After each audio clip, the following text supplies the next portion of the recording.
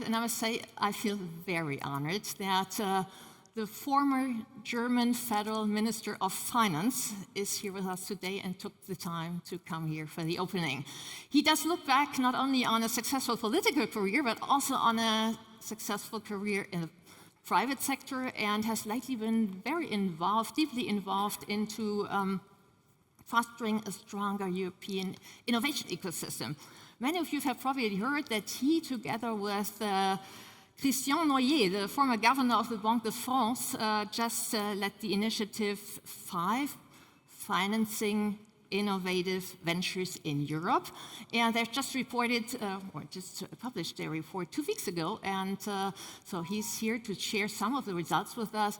And well, we're all excited to hear about the Financing Innovative Ventures in Europe. And give me a big welcome together.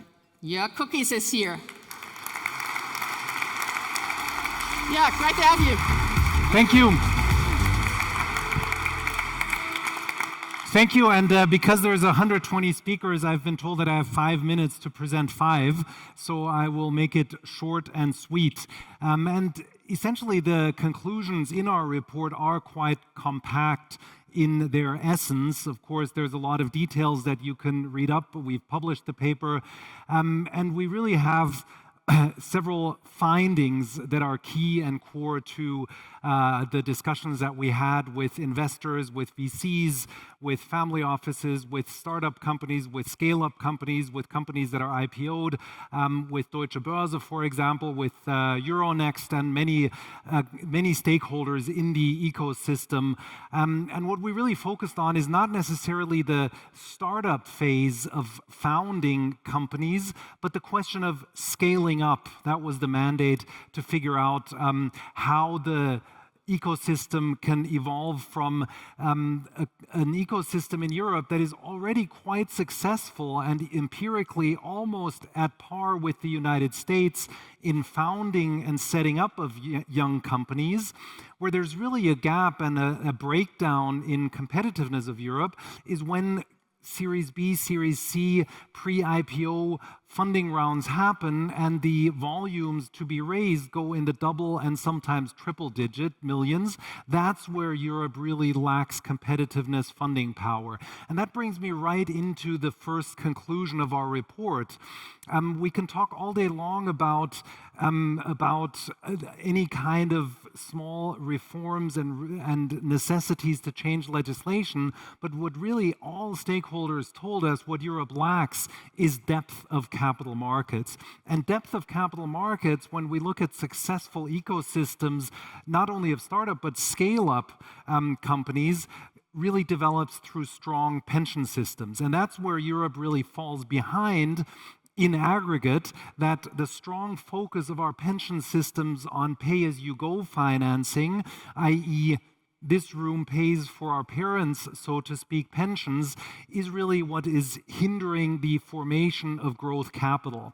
The good news is it's not only successful examples in the United States, in Canada, in Australia that show us the way, but also within Europe. We can see very clearly, and in our report, we focused on the example of Sweden that shows that fundamental reforms to allow Pillar 2 corporate pensions and Pillar 3 private pensions have very positive spillover effects, not only on the yield of the pensioners themselves that they achieve with their savings, but also on the overall economy through stronger provision of growth capital. That is the first and fundamental conclusion. Then there's another block that we focused on, and I know many of those stakeholders are in the room.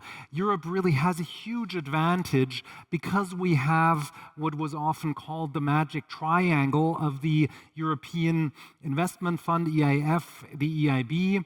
On the one side, the fundamental strength in Paris through BPI France, and in Frankfurt, just around the corner here, of KfW Capital, and of course similar initiatives in many other countries in Europe. So the public sector participation in financing the ecosystem really gives a lot of growth, credibility, volumes to the market. The other parallel, and everyone told us we cannot neglect this angle is how to form public-private partnerships, i.e. where the public side contributes and commits to offering a strong framework to support growth ecosystem financing, and the private sector commits to funding volumes and participating with billions into the market. The ETSI initiative, Eurotech Champions Initiative, is a prime example of that in France. The Plan TB in Germany, the WIN initiative, et cetera, et cetera. All that has to be expanded. Then, as a further pillar, we have what we call the 28th regime for companies. That's extremely important, and of course we were very proud that just a few days after we published our report, Commission President von der Leyen presented EU Inc. In Davos as an initiative of the European Commission. And what we see and what the Commission is working on goes completely hand in hand, and we really have to support the European Commission in pushing this through.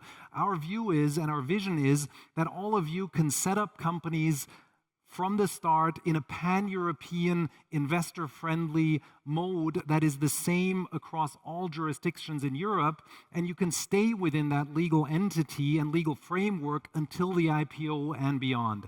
That, I think, would be an enormously powerful instrument, because we hear again and again from companies as they grow and scale across Europe that the need to set up legal entities, to have different legal frameworks in 27 European countries, by the way, including the Société Européenne, which sounds European but is still governed by 27 single country legal regimes. All of that has to be overcome. We need a pan-European framework. Last but not least, the exchanges. We propose a European innovation market which will lever the power and volume of European exchanges to a single European innovation market. We have to consolidate the post-trade. We have to consolidate and make it easier for exchanges to work together, including in competition law. So I think this is also an enormously important angle, that we leverage the power of our exchanges to fund this growth. And if we combine the first proposal, stronger pension systems, with this, with the strengthening of exchanges, that can be a very, very powerful combination. Last but not least, and I think this is also enormously important, Europe has to work on its structural growth impediments.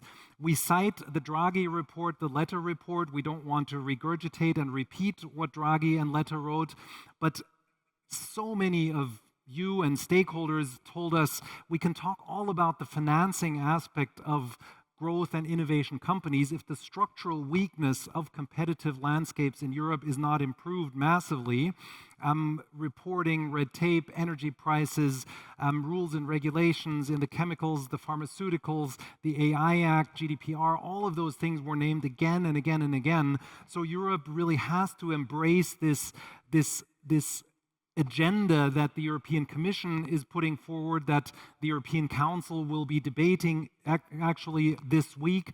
We really have to embrace competitiveness agendas in strengthening the innovation ecosystem, strengthening those companies that are growing the fastest, because the overburdening with rules and regulations in Europe has really reached a level where some of the stakeholders told us you can improve the financing as much as you want, as long as, for example, the AI Act, GDPR combined to make it very difficult to develop and apply AI technology. Then even if the financing is at par with the United States, which it isn't, we will still move to the United States. So I think this structural reform angle is also enormously important.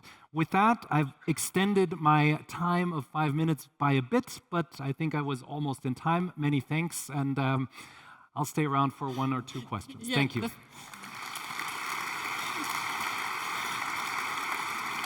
Thank you so much, Jörg Kukies. Indeed, the 5 minutes for the 5 report and for the very interesting findings. Thank you very much. Now, this is a French-German initiative. We all know a little bit that mutual consent in Europe is sometimes not one of our strengths. How will you convince now the other member states? Well, it depends on the individual agenda pieces, right? I mean, pensions reform is subject to member state decisions. And there, all of the big European countries are lagging behind. The countries that are named as being strong in terms of pensions, provision of capital are Sweden, Denmark, Netherlands. So your partner is really in front, in force there. But the three largest economies, Germany, Italy, Spain, are massively lagging behind. I mean, all three of our countries are almost 90% dependent on pay-as-you-go systems. Germany, for example, has now proposed Pillar 2 corporate pensions reform and Pillar 3 private pensions reform. So this is up to every single member state individually to do, and I hope that our report will sort of provide an impetus in those countries. On the other side, I'll take as an example the 28th regime. This is a classic example where the Commission is now completely looking forward, making a very innovative, very far-reaching proposal. EU Inc. Take the example of United States incorporation in Delaware, and all of the simplifications, all of the scale, all of the efficiency that brings. Just imagine we could do something like that in Europe. And now, of course, the hard part begins, because it's always easy to say, oh, we want to embrace the Draghi report. That's the easy part. But then get to the specifics. I mean, every single member state will have to give up legislative power. If we allow all of you to set up companies in the jurisdiction of your choice, then all other jurisdictions will have to forego some sovereignty, concede power to the European legislature on how exactly those rules are made. So that will require quite a brave impulse. The good news is the heads of state and government in many of the large countries have already supported this initiative, and I think it can't be underestimated, both structurally but also as a signal to the market, if the European Union moves ahead quickly with this legislation, because it will show the world that this picture of 27 uncoordinated countries can actually be overcome, and we can embrace a reform that actually helps young companies, growing companies, IPOing companies in a massive way if we structure it correctly. But that is still a long pathway ahead of us. But with a passionate speech on Europe, thank you so much, Jörg Kukies, for having taken the time. I know you have to go off to the airport now, but thank you so much for being here. And as we say, Europe, seize the moment. Thank you. Many thanks.